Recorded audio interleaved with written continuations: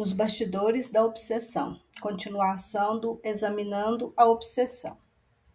Os tratamentos da obsessão, por conseguinte, são complexos, impondo alta dose de renúncia e abnegação àqueles que se oferecem a se dedicar a tal mister. Uma força existe capaz de produzir resultados junto aos perseguidores, encarnados ou desencarnados, conscientes ou inconscientes, a que se deriva da conduta moral. A princípio, o obsessor dela não se apercebe. No entanto, com o decorrer do tempo, os testemunhos de elevação moral que enseja, confirmando a nobreza da fé que professa como servidor do Cristo, colimam por convencer o algoz da elevação de princípios de que se revestem os atos do seu doutrinador, terminando por deixar livre, muitas vezes, aquele a quem afligia. Além da exemplificação cristã, a oração consegue lenir as úlceras morais dos assistidos, conduzindo benesses de harmonia que apaziguam o desequilibrado, reacendendo nele a sede e a necessidade da paz. Nem sempre, porém, os resultados são imediatos. Para a maioria dos espíritos, o tempo, conforme se conta na Terra, tem pouca significação. Demoram-se obstinados com tenacidade incomparável nos propósitos a que se entregam. Anos a fio sem que algo de positivo se consiga fazer, prosseguindo a tarefa insana, em muitos casos, até mesmo depois da morte. Isso porque do paciente depende a maioria dos resultados nos tratamentos da obsessão. Iniciando o programa de recuperação, deve este esforçar-se de imediato para a modificação radical do comportamento, exercitando-se na prática das virtudes cristãs e, principalmente, moralizando-se. A moralização do enfermo deve ter caráter prioritário, considerando-se que, através de uma renovação íntima bem encetada, ele demonstre para o seu desafeto a eficiência das diretrizes que lhe oferecem como normativa de felicidade. Merece considerar, neste particular, que o desgaste orgânico e psíquico do médium enfermo, mesmo depois do afastamento do espírito malévolo, ocasiona um refazimento mais demorado, sendo necessária, às vezes, compreensivelmente, assistência médica prolongada. Diante dos esforços que se julgam entre o assistente e o assistido, os espíritos superiores interessados no progresso da humanidade oferecem também valiosos recursos que constituem elementos salutares e preciosos. Sem tal amparo, toda incursão que se intente no ministério da desobsessão será improfícua, senão perigosa, pelos resultados negativos que apresenta. Um espírito lidador devidamente preparado para as experiências de socorro aos obsidiados é dínamo potente que gera energia eletromagnética que, aplicada mediante os passos, produz distonias e desajustes emocionais no hóspede indesejável, afastando-o de momento e facultando assim ao hospedeiro a libertação mental necessária para asepsiar-se moralmente, reeducando a vontade, meditando em oração, num verdadeiro programa evangélico bem disciplinado, que segura e lentamente edifica uma cidadela moral de defesa em volta dele mesmo. Por isso, o mestre, diante de determinados perseguidores desencarnados, afirmou: contra essa casta de espíritos só a oração e o jejum. E após atender às aflições de cada atormentado que o buscava, prescrevia invariavelmente e incisivo: não voltes a pecar para que algo pior não te aconteça.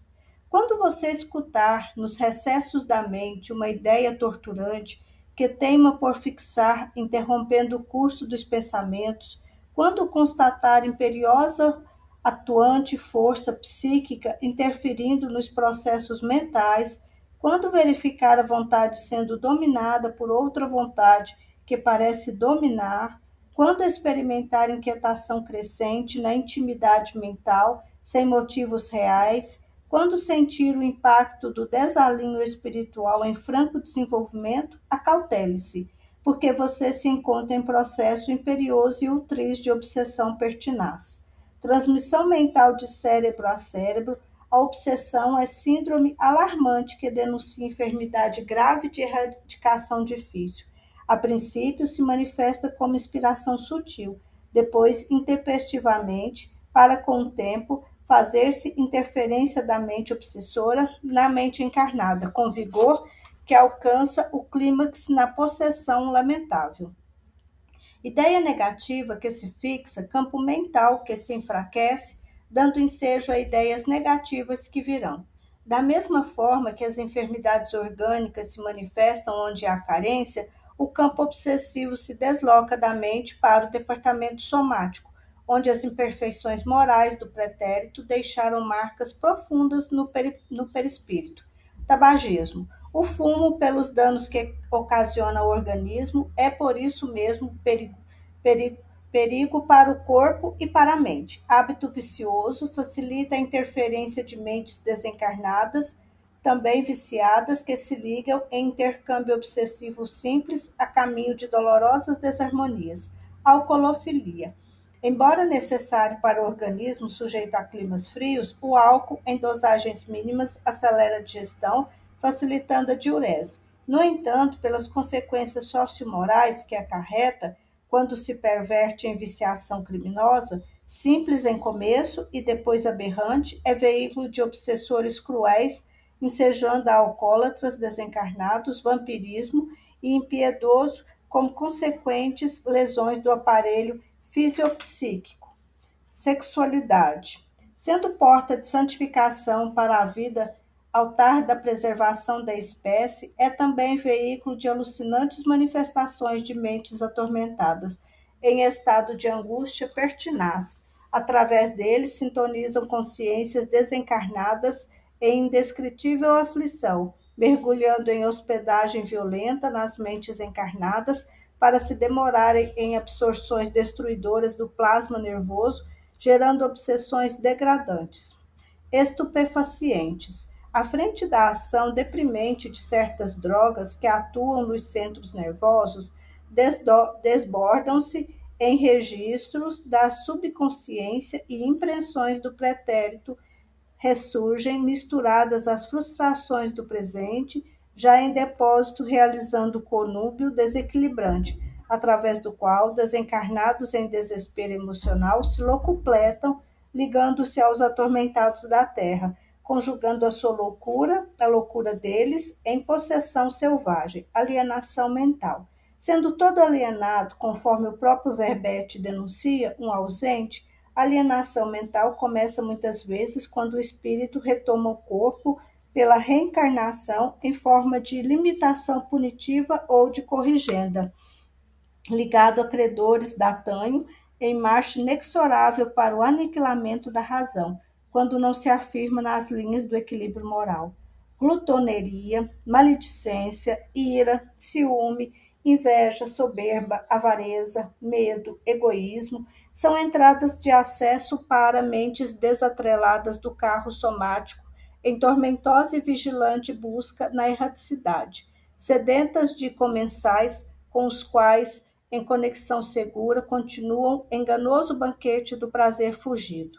Por essa razão, a doutrina espírita, em convocando o homem ao amor e ao estudo, prescreve como norma de conduta o evangelho vivo e atuante, nobre tratado de higiene mental, através de cujas lições aure o espírito, vitalidade e renovação, firmeza e dignidade, ensinando a oração que enseja comunhão com Deus, prescrevendo jejum ao crime e continência em relação ao erro, num vale mécum salvador para uma existência sadia na terra, com as vistas voltadas para uma vida espiritual perfeita. O problema da obsessão, sob qualquer aspecto considerado, é também problema do próprio obsidiado. Atormentada por evocações fixadas nas telas sensíveis do pretérito, a mente encarnada se encontra ligada à desencarnada, sofrendo a princípio sutis desequilíbrios que depois se assoeiram da organização cerebral, gerando o deplorável estágio de vampirização, no qual vítima e verdugo se completam em conjugação dolorosa e prolongada. A, eti- a etiologia das obsessões é complexa e profunda, pois que se origina nos processos morais lamentáveis em que ambos os comparsas da aflição demente se deixaram consumir pelas vibrações degenerantes da criminalidade que passou, invariavelmente ignorada da coletividade onde vieram como protagonistas do drama ou da tragicomédia em que se consumiram.